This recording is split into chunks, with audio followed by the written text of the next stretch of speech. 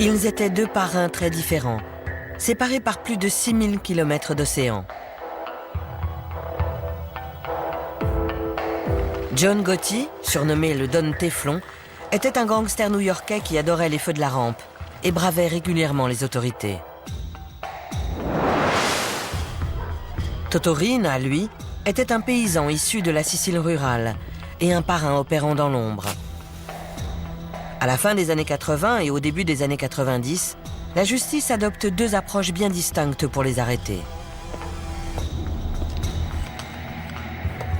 Aux États-Unis, la police traque inlassablement Gotti. Si tu me rappelles pas, je te fais sauter avec ta putain de maison! En Sicile, il faudra une révolte des habitants de Palerme pour envoyer Rina derrière les barreaux.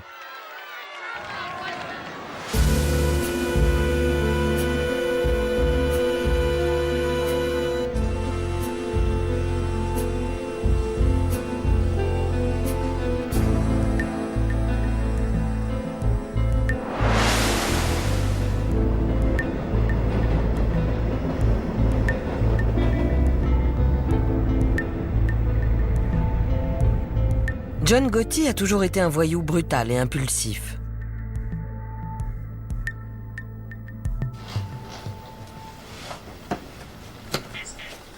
C'est dans un bar que le jeune gangster Henry Hill a vu Gotti, alors adolescent, pour la première fois. John est entré sans dire un mot à personne. Il est allé vers une table où on jouait aux cartes et il s'est mis à tabasser un mec avec une batte ou un tuyau. Il a presque battu ce mec à mort. Il a failli le tuer. Si ça se trouve, d'ailleurs, il l'a tué. Et ils ont balancé le cadavre dans un coffre. Gotti a enfreint une loi tacite de la pègre, ne jamais faire usage de la violence en présence de témoins. Après ça, il est venu s'excuser auprès de moi, avec du sang qui giclait partout. C'était la première fois que je le voyais. Il avait un grand manteau noir, un par-dessus tout en cuir.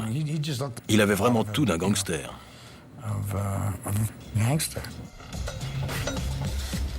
Il est évident que Gotti ne craint personne.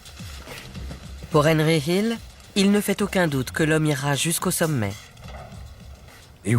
C'était un type en pleine ascension. Il avait sa propre bande et ça se voyait qu'il allait devenir quelqu'un. Ça se voyait, il avait cette présence.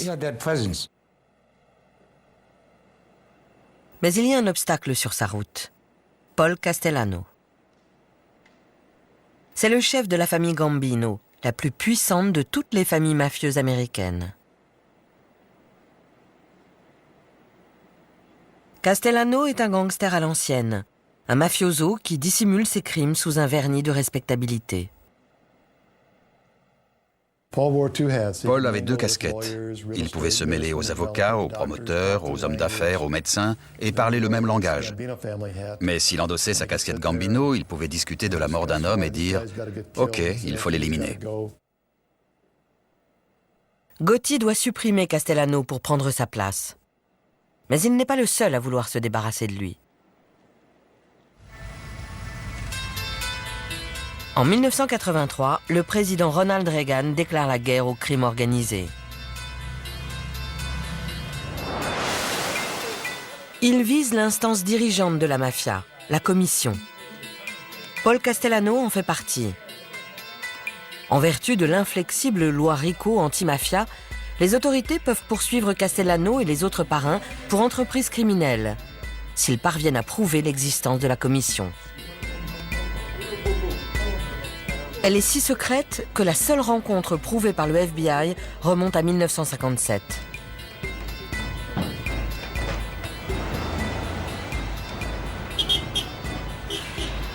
Et puis, un matin de mai 1984, au QG du FBI à New York, l'agent Joe O'Brien reçoit l'appel d'une taupe infiltrée dans la mafia. Il m'a informé qu'il y allait y avoir une réunion de la commission de la mafia quelques heures plus tard. Franchement, je ne l'ai pas cru, parce que ça n'arrivait jamais. Ces types ne pouvaient pas se permettre de se voir. C'était trop dangereux.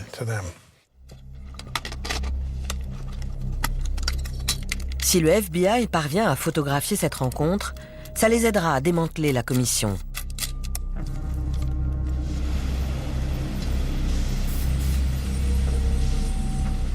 O'Brien et l'un de ses collègues, Andy Currins, surveillent ce bâtiment. Une petite maison de Cameron Avenue à Staten Island qui appartient à la famille d'un vieux parrain de la mafia. Les deux agents se cachent à l'arrière d'une camionnette banalisée à quelques centaines de mètres. La camionnette était là-bas, là où il y a la voiture blanche, en face du numéro 54. On s'est garé là pour avoir une vue bien dégagée. Il n'y avait pas d'autres voitures, on voyait parfaitement le numéro 34 de Cameron Avenue.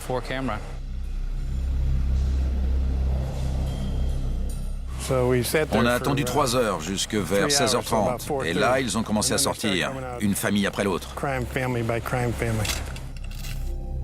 Les chefs des familles Gambino, Lucchese, Colombo et Genovese apparaissent chacun leur tour. Et enfin, on a vu sortir notre invité d'honneur, le très attendu Paul Castellano. Castellano est le parrain des parrains. Il était traité comme un roi. On pouvait presque voir le tapis rouge. C'était très représentatif du fonctionnement et du protocole de la mafia. C'était sensationnel. Je ne sais pas comment Andy a réussi à faire des photos sans trembler. Il utilisait mon épaule comme trépied. Et pendant un moment, j'ai arrêté de respirer. Castellano n'était pas pressé. Il a tiré quelques bouffées de son cigare, il est monté dans sa voiture et il est parti. Les photos sont explosives. Le FBI sait qu'une preuve visuelle aussi flagrante fera merveille auprès d'un jury.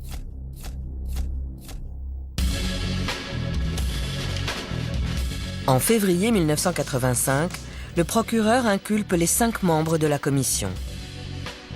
Les agents O'Brien et Currins arrêtent Castellano et le conduisent au QG du FBI à Manhattan. Les autorités fédérales, la ville de New York et le procureur de l'État ont annoncé aujourd'hui l'une des plus vastes mises en examen de parrains mafieux dans l'histoire de ce pays. Dans la voiture qui l'emmène au FBI, Castellano entend un bulletin d'information sur les arrestations. Pour racket et extorsion. Ces charges sont passibles de peine allant jusqu'à 20 ans de prison. C'est le début de la fin de son règne. Les autorités sont passées à l'action tard dans la nuit. Parmi les hommes inculpés de racket et d'extorsion, on retrouve Paul Castellano, chef de la famille Gambino. Le coup de filet a été réalisé grâce à un micro. Je me souviens qu'il s'est tourné vers Joe en lui disant « Est-ce que c'est vrai? Vous avez écouté mes conversations privées ?» D'après le procureur, les enregistrements sont excellents. On pouvait presque l'entendre gémir.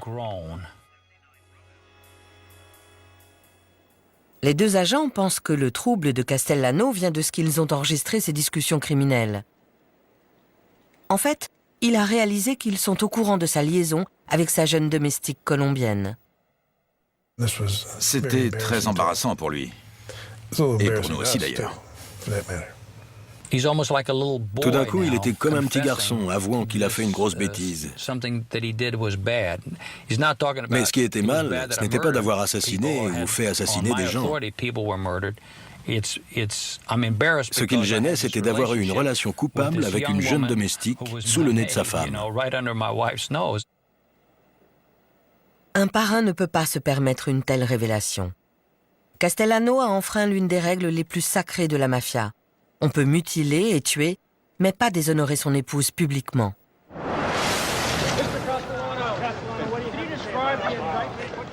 Les photos sont un des principaux éléments de preuve du procès à venir.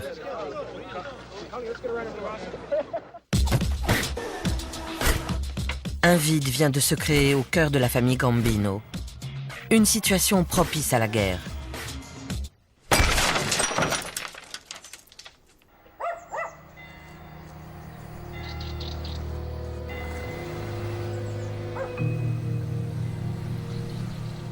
Et pour savoir à quoi ressemble une guerre mafieuse, la pègre new-yorkaise n'a qu'à se tourner vers la Sicile.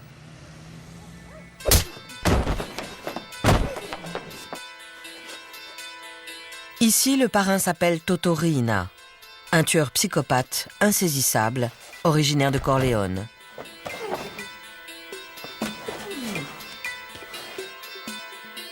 Cette place forte de Cosa Nostra, perchée sur les montagnes du centre de la Sicile, donnera plus tard son nom au personnage de Marlon Brando dans le film Le Parrain.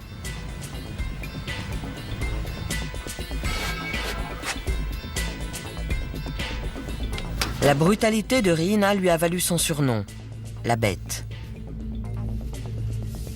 À l'époque, Corleone est réputée comme la ville d'origine des mafiosi les plus coriaces, comme l'explique un membre de la cellule antimafia locale. Un jour, j'ai rencontré un mafioso corléonais qui m'a regardé droit dans les yeux en me disant « Pour être un homme, un vrai, il faut avoir passé quelques années en prison. » Voilà le genre de philosophie de la mafia de Corleone. Pour eux, faire de la prison, c'est un baptême.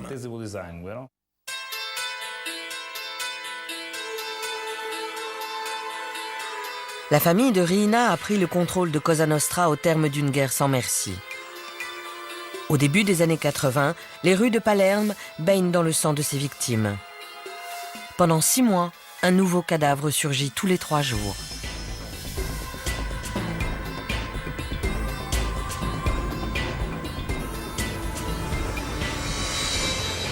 Leoluca Orlando, alors maire de la ville, a été élu en promettant de mettre fin à ces crimes. 20 ans plus tard, sa prise de position courageuse l'oblige encore à être protégé 24 heures sur 24. Palerme était une ville qui vivait dans le silence et l'obscurité. Pour ne pas être impliqués dans ces meurtres, les citoyens niaient l'existence même de la mafia. On ne voit rien, on ne dit rien, on n'entend rien. Ce n'est pas notre problème. Qu'ils s'entretuent, ça ne nous regarde pas. Si on ne parle pas de la mafia, on ne mourra pas. L'homme qui dirige l'enquête sur Riina est un magistrat, le juge Giovanni Falcone. Il a grandi dans un quartier pauvre de Palerme et certains de ses camarades d'école sont devenus des mafiosi. Mais contrairement à eux, il a choisi de se battre du côté de la loi.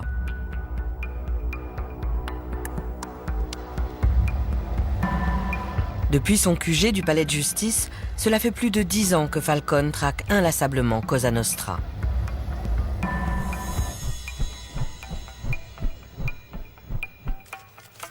En 1987, il a connu son heure de gloire.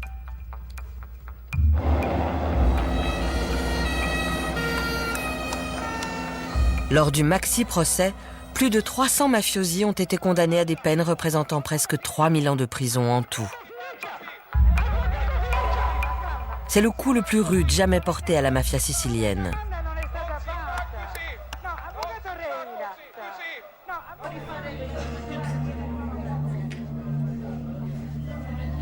Mais le parrain des parrains, Toto Riina, a échappé au coup de filet. Il est toujours libre et continue à diriger son empire depuis sa cachette.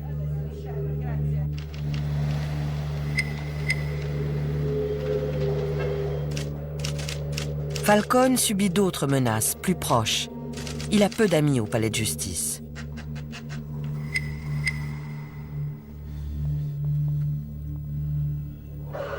Les citoyens de Palerme restent spectateurs, attendant de voir qui va l'emporter, de Falcone ou de la mafia.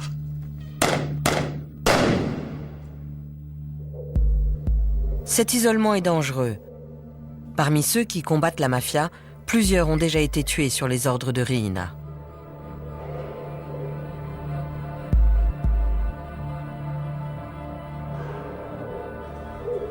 Falcone prend toutes les précautions. Lorsqu'il épouse Francesca, sa fiancée, il demande à Leoluca Orlando de célébrer lui-même leur union. La cérémonie a lieu un samedi soir, dans le plus grand secret, à la stupéfaction de la secrétaire du maire. Soudain, ma secrétaire est arrivée en disant « Voilà le juge Falcone ». J'ai répondu « Oui, on va commencer le mariage ». Ils se sont mariés sans personne, puis ils sont partis, sans photos, ni amis, ni membres de la famille.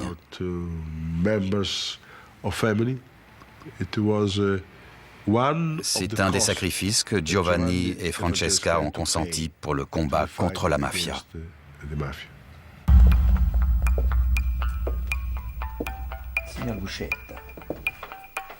Quelques années plus tôt, le repenti Tommaso Buscetta avait averti Falcone que Riina ne reculerait devant rien pour le tuer.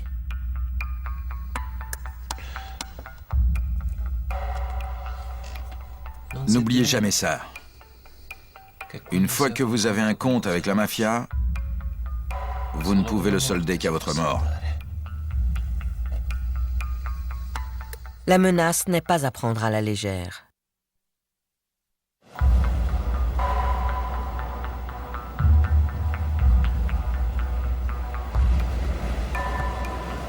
Le juge loue un bungalow sur la plage à 30 minutes en voiture de Palerme. Et quand il va là-bas, toute la ville semble être au courant. Quand Falcone se déplaçait, on aurait dit un mariage. Il y avait plein de voitures et même un hélicoptère au-dessus. Tout le monde savait alors qu'il était au bungalow sur la plage.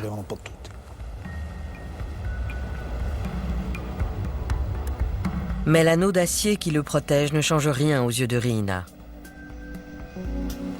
Un après-midi de juin 1989, Falcone se détend sur la plage. Un garde du corps consciencieux remarque alors un sac de sport posé près de la maison et qui paraît avoir été oublié dans les rochers au bord de l'eau. En l'entr'ouvrant, il aperçoit des fils électriques connectés à 58 bâtons de plastique.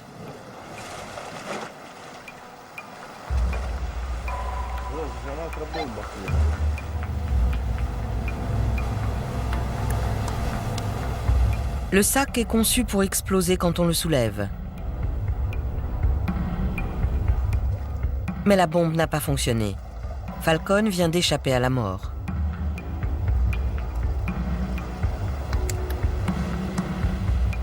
Peu après cette tentative d'assassinat, alors qu'il discute avec une de ses amies les plus proches dans son combat contre la mafia, il fait une sinistre prédiction.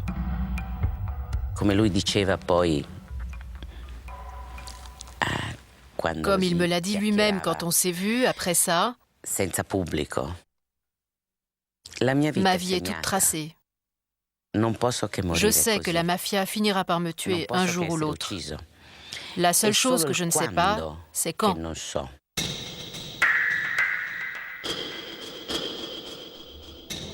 Avec Riina en liberté, Falcone est en sursis. À New York, le temps est compté aussi pour le parrain américain Paul Castellano.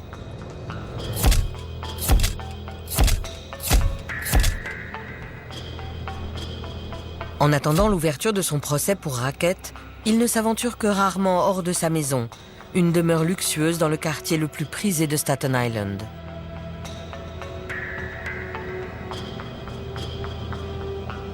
Ses ennemis et ses amis l'appellent la Maison Blanche. Et Castellano y vit comme un président.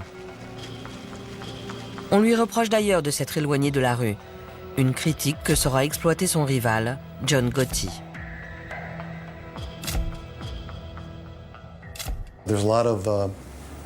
Beaucoup critiquaient Castellano en disant qu'il s'occupait trop de ses procès et pas assez de la famille. Désormais divisé entre les nantis et les autres. Castellano gagnait un tas d'argent, tandis que les types comme Gotti n'avaient rien. Il y avait des dissensions, les gens se plaignaient. Gotti se prétend démuni pour obtenir le soutien nécessaire à sa prise de pouvoir. En fait, le trafic d'héroïne lui rapporte une fortune et fait de lui un héros auprès de ses partisans. Il avait sa propre équipe et on faisait pas mal de trucs ensemble. Avec de l'argent, on peut faire un tas de trucs. Et de l'argent, il en avait. Et il laissait tout le reste de sa famille profiter du banquet. Dealer de la drogue et faire ce qu'il voulait de cette ville.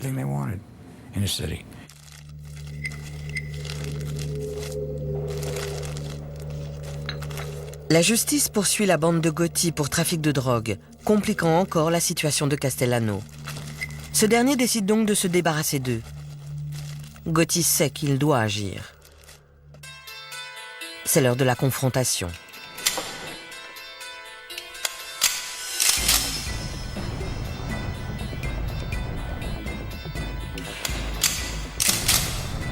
Le 16 décembre 1985, Castellano part à Manhattan pour voir Gotti.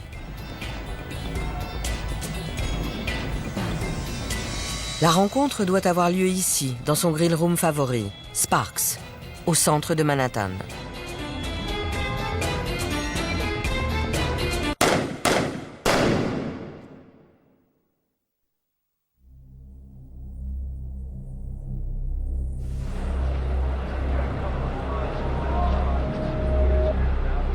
Castellano et son chauffeur sont abattus devant le restaurant.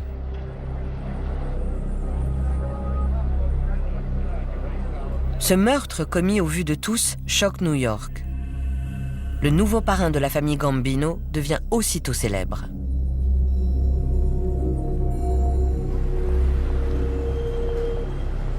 À l'époque, Gotti doit être jugé pour racket. Avant la mort de Castellano, il était presque inconnu du grand public. On est passé d'une affaire criminelle relativement, pas léthargique, mais de routine, à l'affaire de la décennie.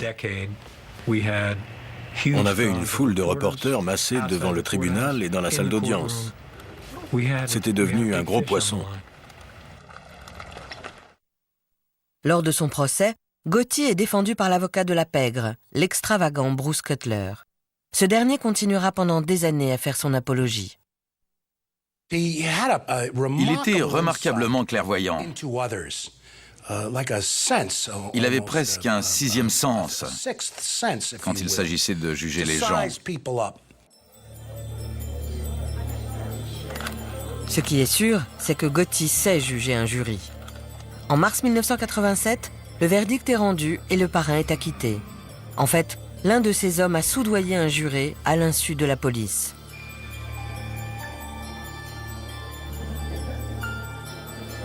Inculpé de nouveau à 2 reprises pour voie de fait, il est à chaque fois représenté par Bruce Cutler. L'accusé John Gotti est-il coupable ou non coupable? Non coupable. Il sort blanchi des 2 procès, en faisant corrompre et intimider les témoins. Le Don Teflon est né.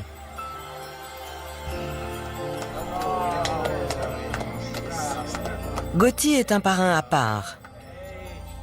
Il ne fait pas mystère de son statut de chef de la mafia. Il aime rappeler comment le gosse des rues de Brooklyn s'est hissé jusqu'au sommet. Il est né très pauvre. À 12 ans, il était dans la rue. Et à 40, il faisait la couverture de Time Magazine. Il a défié le système.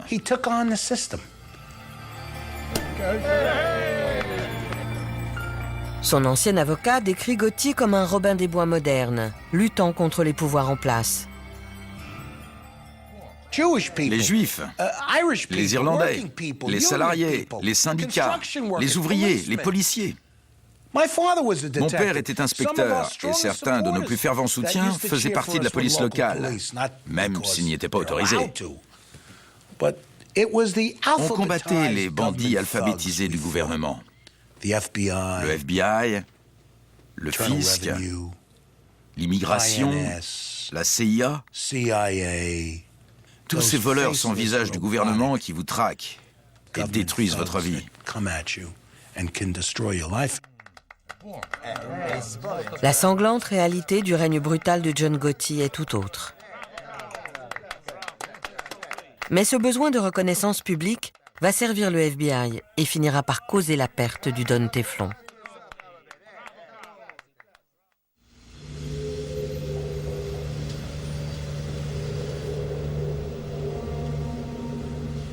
En Sicile, les autorités n'ont pas le même genre de problème que leurs homologues américains.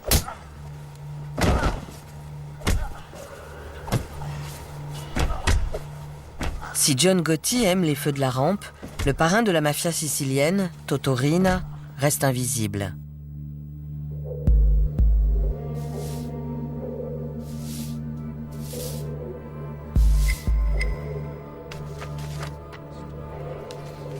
Le juge Giovanni Falcone est déterminé à le débusquer. Mais il a besoin de trouver un lien entre Riina et les crimes perpétrés en son nom par son armée de tueurs.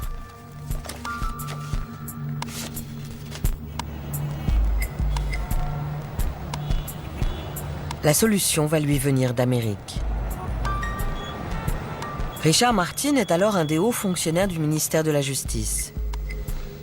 Il collabore déjà depuis plusieurs années avec Falcone. Leur plus grande victoire reste le démantèlement du trafic d'héroïne entre la Sicile et les États-Unis, la Pizza Connection.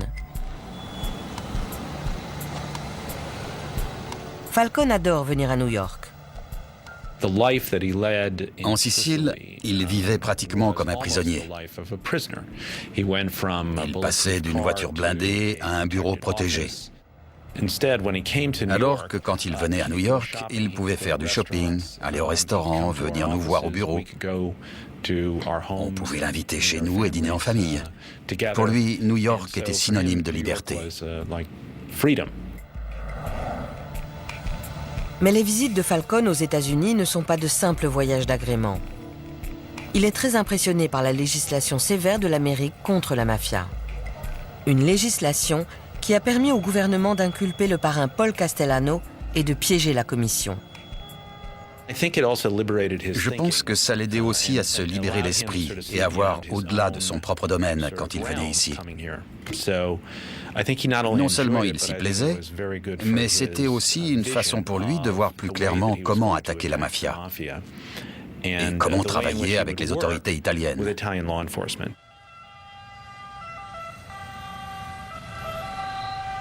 En 1991, un nouveau ministre de la Justice entre en fonction à Rome, déterminé à écraser enfin Cosa Nostra. Il propose à Falcone de le nommer responsable de la campagne anti-mafia dans toute l'Italie.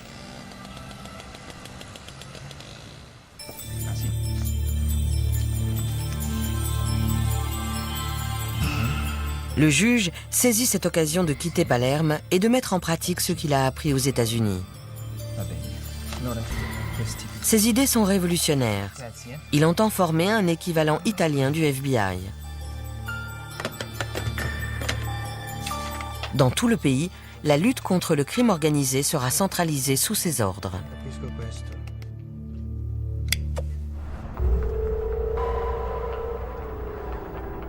Riina, la bête de Corleone, se sent menacée.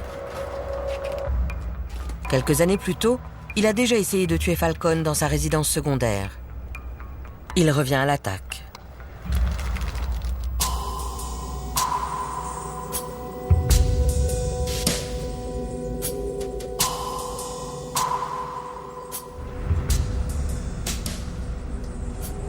Le 23 mai 1992, Falcone et sa femme Francesca rentrent à Palerme pour le week-end.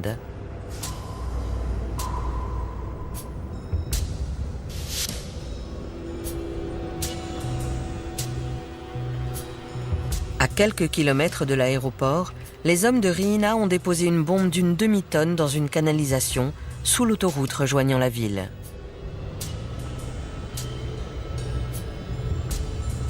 Ils se cachent ensuite dans un bâtiment qui surplombe la route, armé d'un détonateur télécommandé.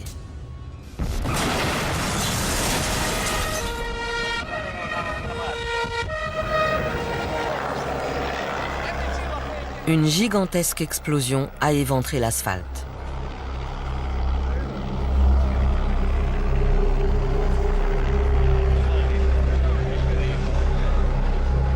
Le choc est tel qu'il apparaît sur les moniteurs de surveillance sismique locaux.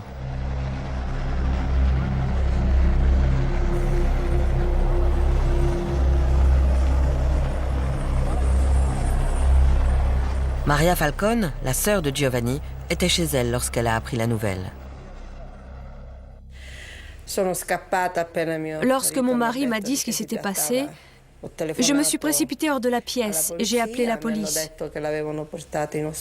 Ils m'ont annoncé que Giovanni avait été emmené à l'hôpital.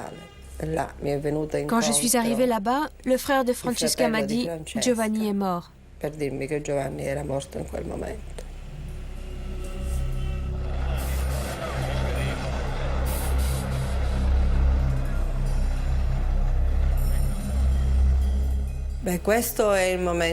Ça a été le moment le plus douloureux de ma vie. Pas seulement parce que j'étais sa sœur, mais aussi en tant que citoyenne italienne.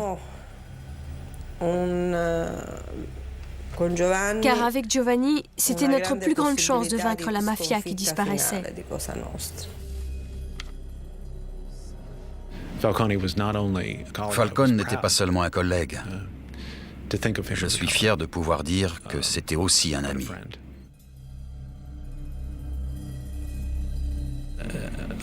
Ça m'a énormément attristé.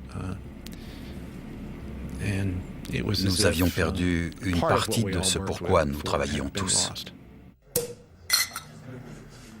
On raconte que Riina aurait organisé une grande fête pour célébrer au champagne la mort de Falcone.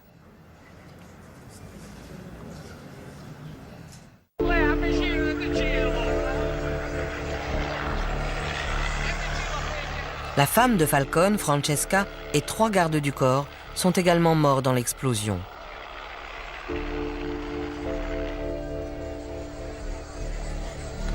Le jour de leurs funérailles, plusieurs milliers de personnes se rassemblent devant l'église San Domenico à Palerme. Elles attendent patiemment des heures sous la pluie. La cérémonie est diffusée en direct sur les chaînes nationales. Dans tout le pays, les programmes de télévision habituels sont interrompus. Le Parlement annonce une journée de deuil national.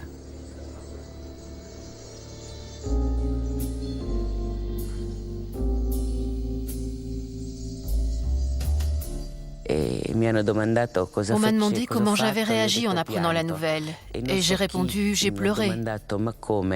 Quelqu'un m'a dit, mais vous êtes le juge Ferraro, comment ça vous avez pleuré?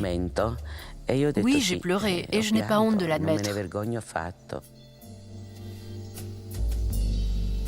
L'Italie est choquée et indignée.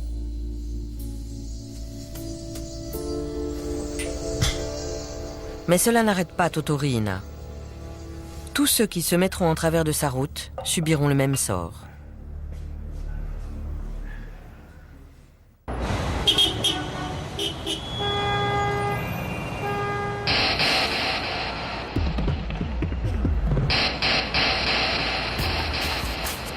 À New York, le piège se referme sur le parrain américain, John Gotti.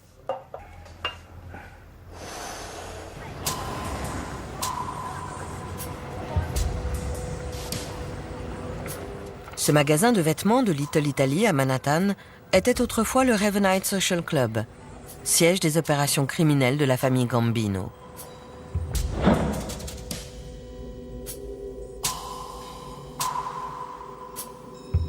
À l'époque, Gotti exige de ses hommes qu'ils viennent au Ravenite pour lui rendre publiquement hommage. Le FBI place une équipe de surveillance dans une rue proche du club. Ce film provient de leurs archives. Gotti entretient soigneusement sa réputation de parrain de la mafia. Il n'essaye aucunement de cacher ses rencontres avec son gang. Le reste de la famille était convoqué ici pour y retrouver John afin de discuter affaires, de lui cirer les pompes, de lui donner de l'argent et ainsi de suite. Si bien qu'en une semaine, on pouvait voir les 20 chefs de la famille sur différents soirs, plus près d'une centaine de soldats. Tous exhibés au grand jour. Pour nous, c'était une véritable mine d'or de pouvoir identifier l'ensemble de la famille Gambino dans la semaine, au même endroit. Mais les images ne suffisent pas. Pour obtenir une condamnation, le FBI a aussi besoin d'entendre Gotti parler de ses crimes. Le Ravenite a été mis sur écoute, mais les micros n'ont pas encore saisi grand-chose. Enfin, la chance tourne. Un informateur leur apprend que Gotti organise toujours ses réunions les plus importantes dans un appartement à l'étage, celui de la veuve d'un membre de la famille Gambino.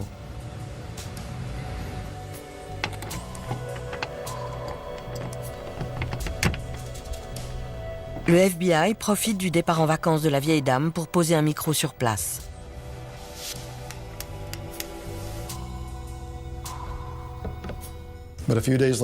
Quelques jours plus tard, on a entendu s'ouvrir la porte de derrière du Ravenite. On les a entendus monter l'escalier et entrer dans l'appartement numéro 10. Ils se sont assis et ils ont commencé à parler. Très vite, il est apparu qu'ils ne s'inquiétaient pas des micros. La radio était allumée, mais ils l'ont baissée parce que c'était trop bruyant.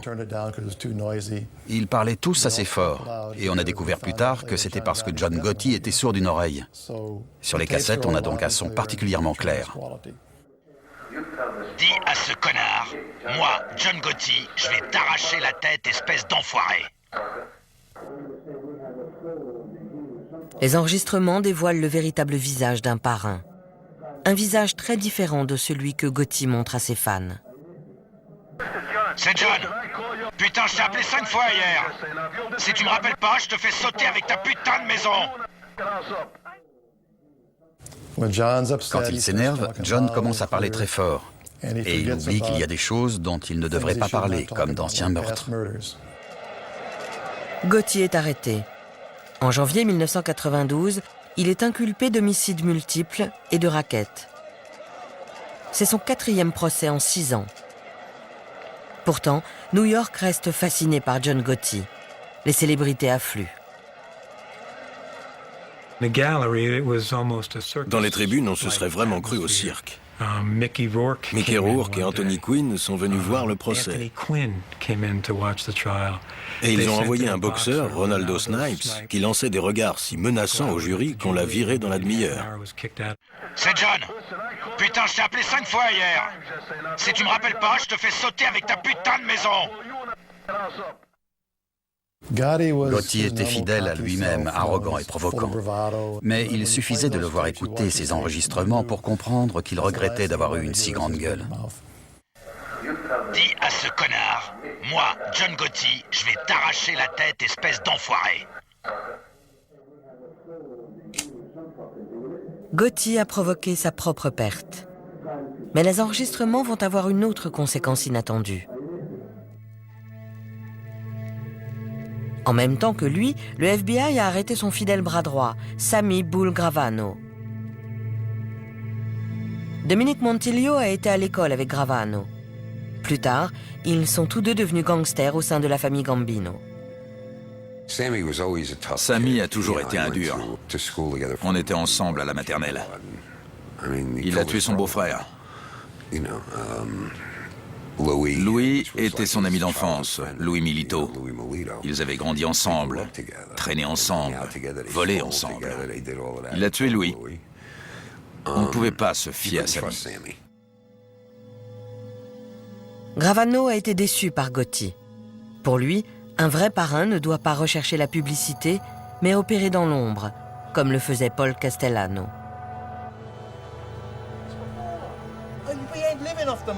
Mais Gotti ne respecte personne, pas même son adjoint.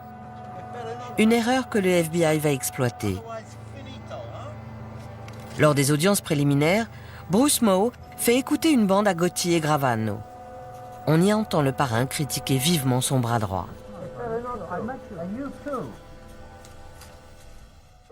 Sammy a présenté mon frère Pete à ce connard. Il a pas fait un centime, il va aller en tôle. Gotti et Gravano étaient assis côte à côte à la table des accusés quand on a mis la cassette. Sammy est devenu tout rouge, il était prêt à exploser. Et pour la première fois, John Gotti était gêné. Il a blêmi, il voulait se cacher sous la table. Il était gêné parce qu'il savait qu'il avait été surpris disant du mal de son consigliere, son bras droit. Gravano est le dernier clou dans le cercueil du parrain. Bruce m'a appelé un jour en me disant « Tu es assis ?» Oui. Sammy veut coopérer. On a fait venir Sammy, qui est entré, m'a serré la main et a dit « Je veux passer de notre gouvernement à votre gouvernement. » C'est la première fois qu'un personnage aussi haut placé trahit la mafia américaine. Le témoignage de Gravano porte le coup de grâce à Gotti. Il révèle comment ils ont tous deux organisé le meurtre de leur ancien parrain, Paul Castellano, puis l'ont regardé mourir depuis leur voiture.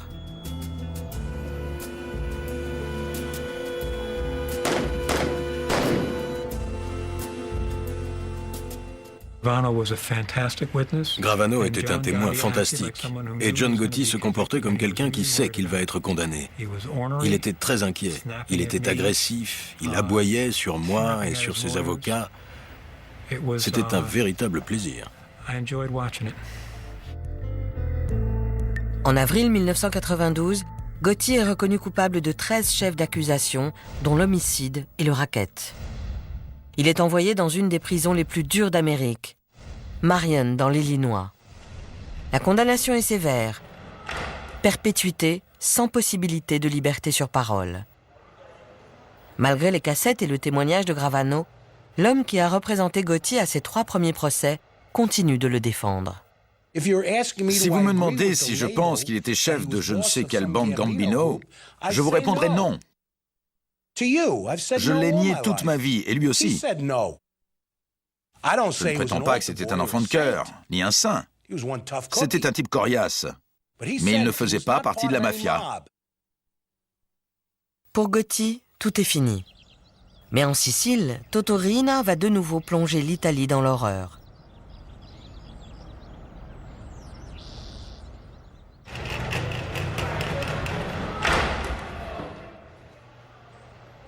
Le parrain américain a été condamné à passer le reste de sa vie en prison.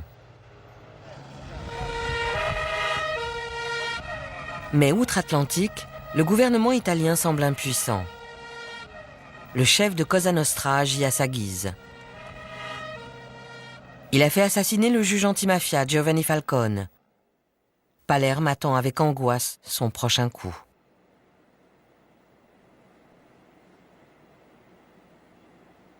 Le poste de Falcone est revenu à un autre magistrat, Paolo Borsellino.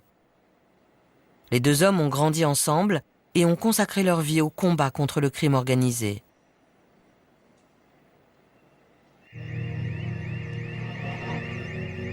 L'après-midi du samedi 19 juillet 1992, 2 mois après le meurtre de Falcone, Borsellino rend visite à sa mère dans cet immeuble, comme chaque week-end.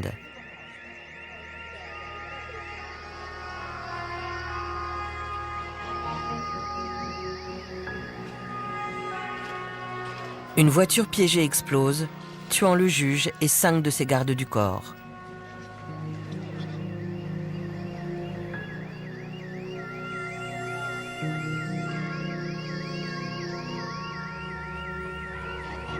C'est la goutte d'eau qui fait déborder le vase.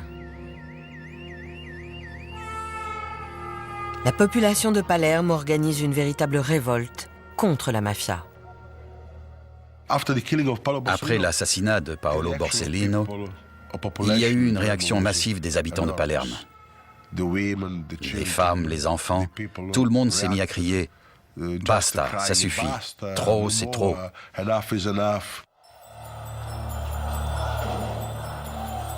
Trop, c'est trop. Des milliers de gens envahissent les rues pour une manifestation sans précédent en Sicile. Les Palermitains craignent de voir Riina s'en prendre à Leoluca Orlando, élu sur la promesse de débarrasser leur ville de la mafia. Lorsqu'il apparaît en public, les femmes et les enfants forment un cordon protecteur autour de lui, défiant Cosa Nostra de les tuer pour atteindre le maire. Leur message était clair. Ils étaient là pour dire que je n'étais pas seul. Ils étaient là pour dire que la mafia pouvait tuer un homme ou 10 hommes, mais qu'elle ne pouvait pas tuer des milliers et des milliers de femmes et d'enfants.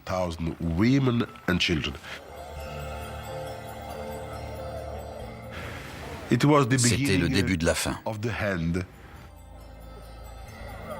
Le peuple est plus fort que la mafia.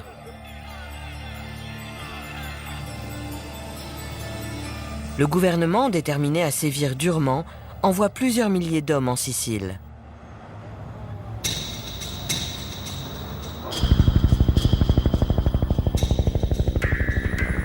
En janvier 1993, la police italienne réussit son plus beau coup de filet.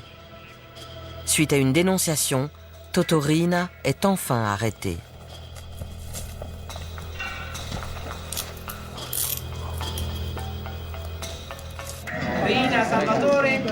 Salvatore Riina a été capturé à Palerme par les carabiniers ce matin.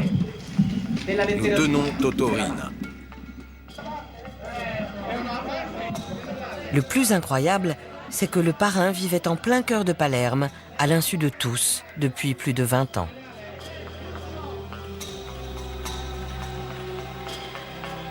Lorsqu'il découvre son visage, les Italiens sont stupéfaits. C'est ce paysan à l'air inoffensif qui a ordonné les meurtres brutaux de Falcone, de Borsellino et de centaines d'autres.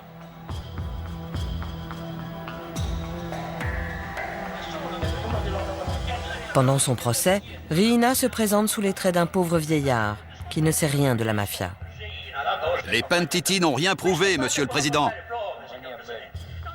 Mais sa défense ne convainc pas.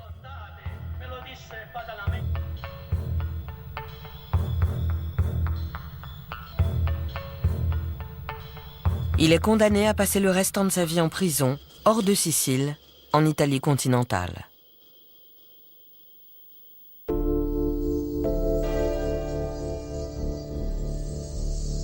Des deux côtés de l'Atlantique, l'âge d'or des parrains semble révolu.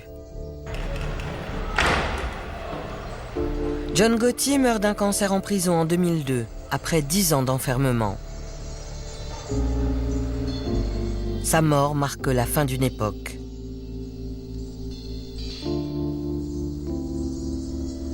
En s'exhibant publiquement comme le parrain des parrains, il a tout fait pour pousser les agences gouvernementales à ne laisser aucun répit à la mafia. L'avenir est plutôt sombre pour la mafia si le FBI et les autres agences fédérales continuent à traquer ces types. Notre plus grosse erreur, ce serait de décréter que la guerre est finie, qu'on l'a gagnée et de passer à autre chose. En 5 ans, ces types peuvent se regrouper et s'organiser.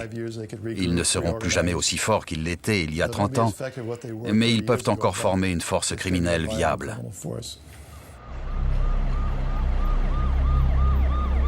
Aux États-Unis, la pègre évolue avec son temps. Elle trempe dans les escroqueries sur Internet, les lignes roses et les arnaques financières. Mais elle n'est plus aussi puissante.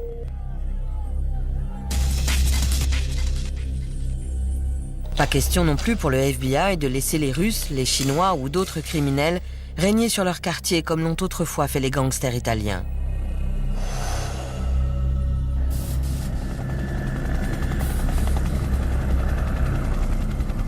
En Sicile aussi, les autorités maintiennent la pression. Mais dans ces collines, malgré l'emprisonnement de Riina, Cosa Nostra est toujours présente. Invisible, mais mortelle. Aujourd'hui, il y a de nouveaux chefs, eux aussi originaires de Corleone. Ils ont tourné le dos aux méthodes inefficaces de l'ancien parrain. Ils n'assassinent plus les personnalités publiques. Tout comme les parrains d'antan, ils préfèrent tirer les ficelles dans l'ombre. Je crois que nous nous sommes tous leurrés. Nous avons fait l'erreur de croire qu'on pouvait détruire Cosa Nostra en déplaçant 4 pions sur l'échiquier.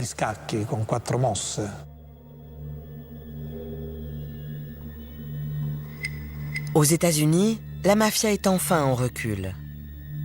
Mais en Sicile, elle renaît de ses cendres. Elle s'adapte à son temps et change de méthode pour s'assurer que son pouvoir reste aussi inébranlable aujourd'hui qu'il l'a toujours été.